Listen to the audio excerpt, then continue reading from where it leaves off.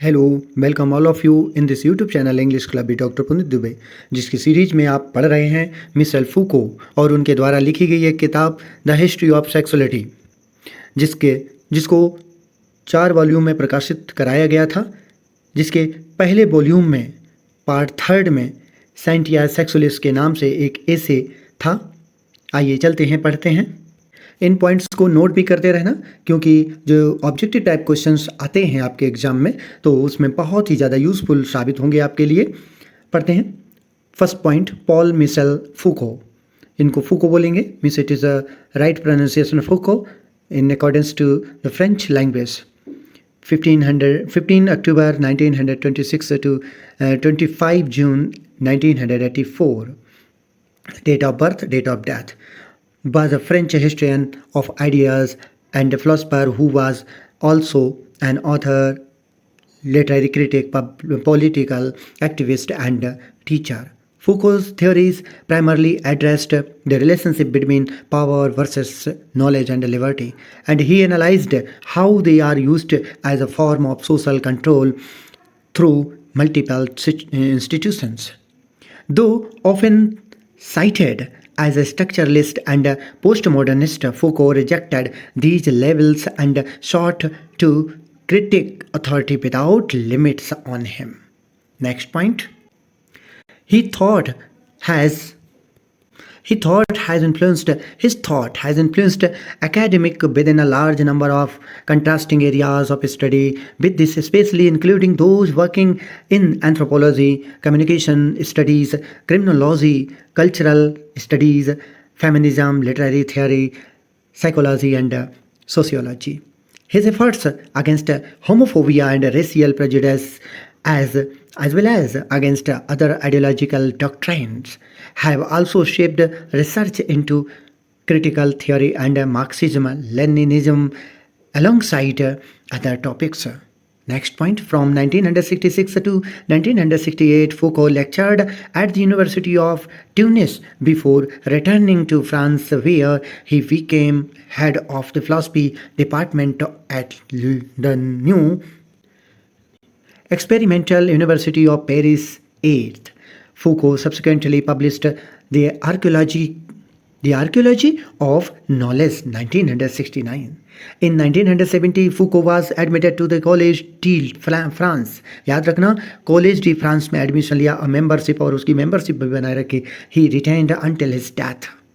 He also became active in several left-wing groups involved in campaign against racism of other violation of human rights, focusing on struggles such as penal reform.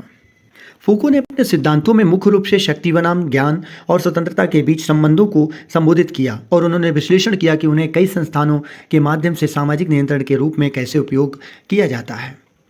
एक संरचनावादी और उत्तर आधुनिकतावादी के रूप में उद्धृत किया जाता है उन्हें। उनका नाम लेबलों को खारिज करने वाले व्यक्ति के रूप में लिया जाता है। उनके विचार के अध्ययन से कई तरह के विचार और विपरीत क्षेत्रों में शिक्षाविदों को प्रभावित करते हैं।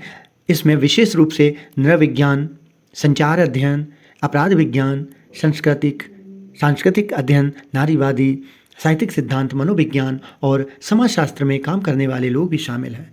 होमोफोबिया बताते हैं, होमोफोबिया और नस्लीय पूर्वाग्रह के साथ साथ अन्य वैज्ञानिक विचारों के खिलाफ उनके प्रयासों ने अन्य विषयों के साथ साथ आलोचनात्मक सिद्धांत और मार्क्सवाद लेनिनवाद में शोध को भी आकार दिया।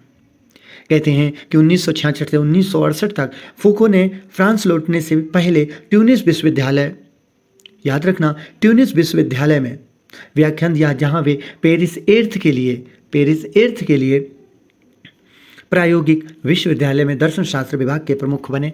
फूको ने बाद में द आर्कियोलॉजी ऑफ नॉलेज 1969 में प्रकाशित किया। इसके बाद 1970 में फूको का कॉलेज डी फ्रांस में भर्ती कराया गया, जिसकी सदस्यता उन्होंने अपनी मृत्यु तक बरकरार रखी। वे नस्लवाद, कहते हैं कि वे नस्लवाद और मानवाधिकारों के अन्य उल्लंघनों के खिलाफ अभियानों में शामिल कई वामपंथी समूह में सक्रिय हो गए थे और दंड सुधार जैसे संघर्षों पर ध्यान केंद्रित कर दिया था। पेनल रिफॉर्म की तरफ अपना दिमाग मोड़ लिया था। Next point, Foucault later published Foucault later published Discipline and Punish. कब पब्लिश किया गया? 1975 में. And the History of Sexuality 1976, in which he developed archaeological and genealogical method that emphasized the role that power play in society. The History of Sexuality, as in French La Histoire de la Sexualité के नाम से इन्होंने publish की थी. Is a 4 volume study of sexuality in the western world. याद रखना 4 volumes में ये पब्लिश कराई थी इन्होंने. कौन सी? द हिस्ट्री ऑफ सेक्सुअलिटी के नाम से.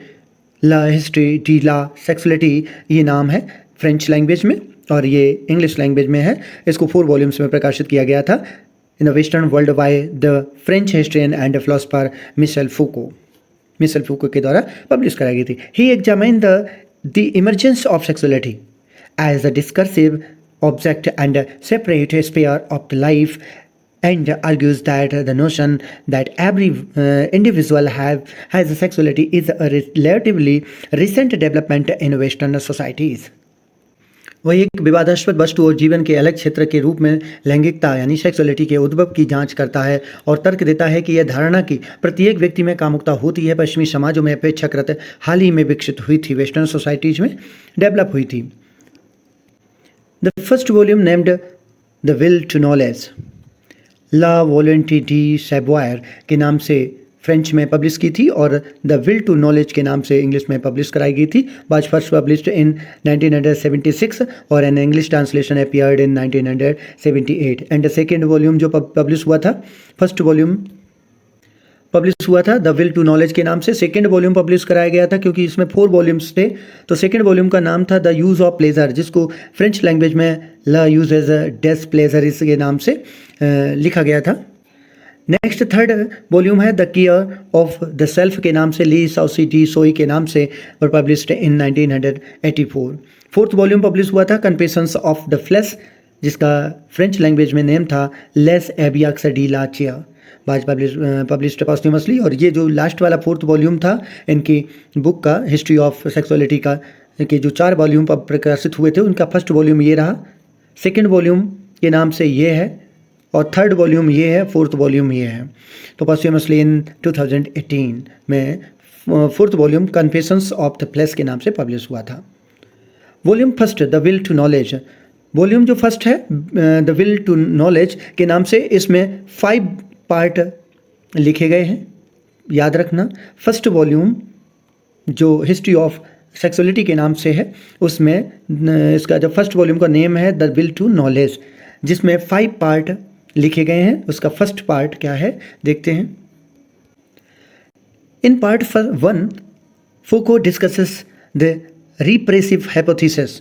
रिप्रेसिव हाइपोथेसिस का मीन्स हो जाएगा दमनकारी या दबाव करने वाली परिकल्पना.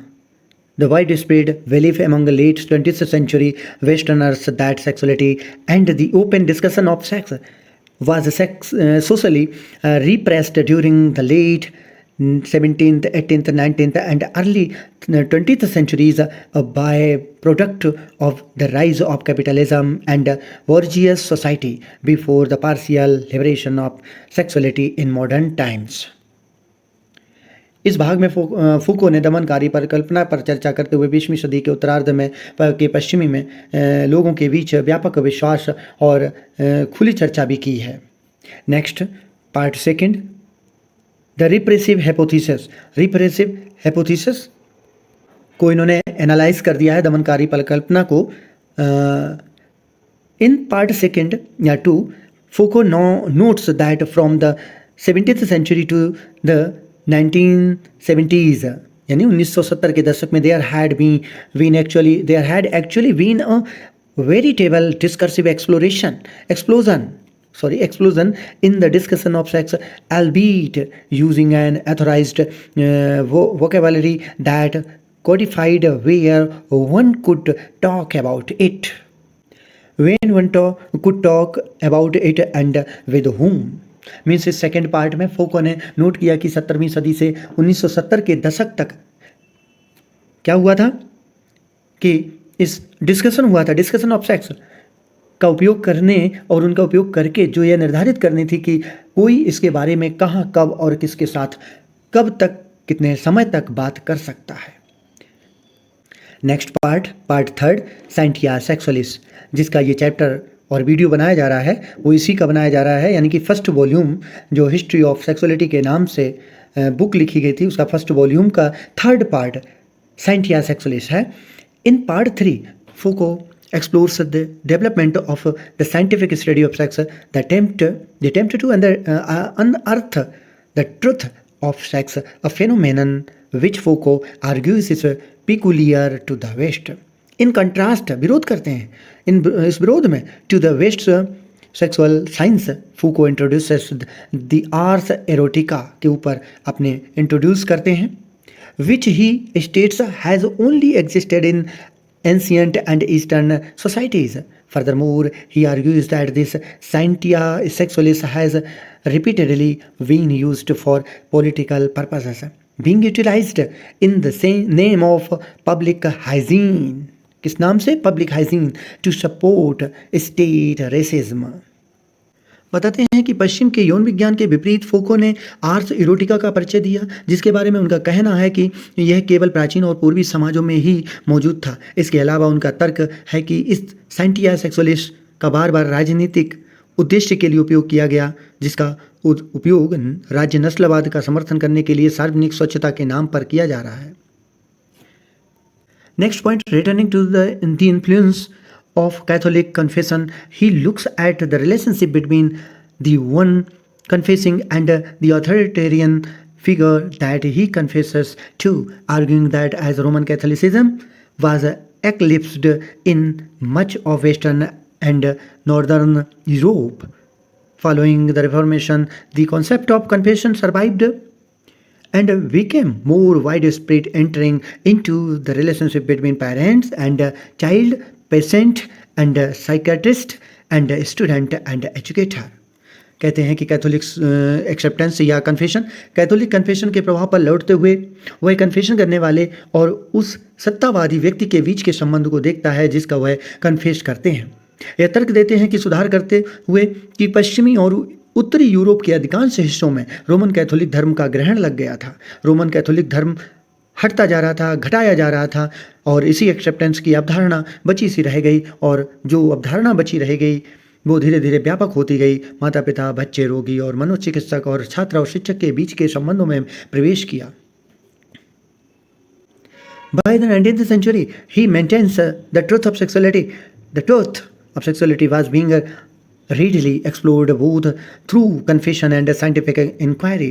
Foucault proceeds to examine how the confession of sexuality then comes to be constituted in scientific terms, arguing that scientists begin to trace the cause of all aspects of human psychology and society to sexual factors. Michel Foucault used the term scientia sexualis to describe, याद रखना, to describe Victorian era science of sexuality के लिए use किया गया। Foucault believed that this science led to the objectification and classification of sexuality. Foucault says that about scientia sexualis के बारे में क्या कहते हैं, आगे देखिए। He believed that the Victorian era established a scientia sexualis that increased the objectification and classification of sexuality.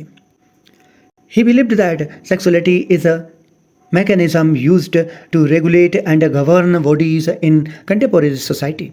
He believed that sexual categories are continent बोलेंगे इसको, human constructions and not fundamental truths about human nature. Foucault's ideas contributed to historians' interest in the dynamics of power and force that constitute sexuality. His ideas have become something of orthodoxy in the history of gender and sexuality. इन्होंने scientia सेक्सुअलिस्ट के बारे में कहा कि Victorian युग ने एक scientia सेक्सुअलिस्ट की स्थापना की जिसने कामुकता के वास्तुकरण और वर्गीकरण को बढ़ाया। उनका मानना था कि कामुकता एक ऐसा तंत्र है जिसका उपयोग समकालीन समाज में निकायों को विनियमित और संचालित करने के लिए किया जाता है। उनका मानना था कि यौन श्रेणियाँ आकस्मिक मानवीय निर्माण हैं, न कि मानव प्रकृति के बारे में मौलिक सत्य हैं। फौकॉल्ट के विचारों ने इतिहासकारों की रुचि को शक्ति और बल की गतिशीलता में बढ़ाया जो कामुकता का गठन करती हैं। उनके विचार, next point, his ideas have contributed to the mainstream of the history of sexuality in contemporary historiography। उनके विचार लिंग और कामुकता के इतिहास में एक रूढ़िवाद बन गए थे, रूढ़िवादी कल्पना के रूप में बन गए, जिनके उनके विचारों ने समकालीन इतिहास लेखन में कामुकता के इतिहास को मुख्य धारा में लाने का योगदान दे दिया था। नेक्स्ट पार्ट है इस फर्स्ट वॉल्यूम में, 3 पार्ट ऊपर पढ़ाए जा चुके हैं फर्स्ट वॉल्यूम के। अब पार्ट 4 है द डेवलपमेंट ऑफ सेक्सुअलिटी, कामुकता का प्रयोग। In part 4 Foucault explores the question as to why Western society wishes to seek for the truth of sex. Foucault argues for the need to develop an analytic of power through which to understand sex. Next part 5, last part है इस first volume का, right of death and power over life. लिखा है in part 5, Foucault asserts that the motivation for power over life and death have changed as in feudal times। जैसे feudal times में ही the right to life was more or less a right to death because sovereign powers were able to decide when a person died। इस 5वें भाग में फूको ने इस भाग को पार्ट को डिवाइड किया है। लास्ट पार्ट में नाम दिया है मृत्यु का अधिकार और जीवन पर सत्ता। इस 5वें भाग में फूको जोर देते हैं कि जीवन और मृत्यु पर सत्ता की प्रेरणाएं बदल गईं। सामंती समय की तरह जीवन का अधिकार कामोवेश मृत्यु का अधिकार या अधिकार था, क्योंकि संप्रभु शक्तियां यह तय करने में सक्षम थी कि कोई व्यक्ति कब मरेगा। नेक्स्ट वॉल्यूम है वॉल्यूम 2। फर्स्ट वॉल्यूम के 5 पार्ट थे, 5 पार्ट बता दिए, जिसमें 3rd पार्ट इंपॉर्टेंट है जिसका ये वीडियो बनाया गया है, लेकिन फिर भी 5 पार्ट उसके हमने एनालाइज करते हुए दिखा दिया, मेन पॉइंट्स लिख दिए, आप नोट कर लेना। नेक्स्ट 4 वॉल्यूम के नेम भी, जैसे फर्स्ट वॉल्यूम का नाम हमने बताया था, इसमें 2nd वॉल्यूम का नाम है द यूज ऑफ प्लेजर।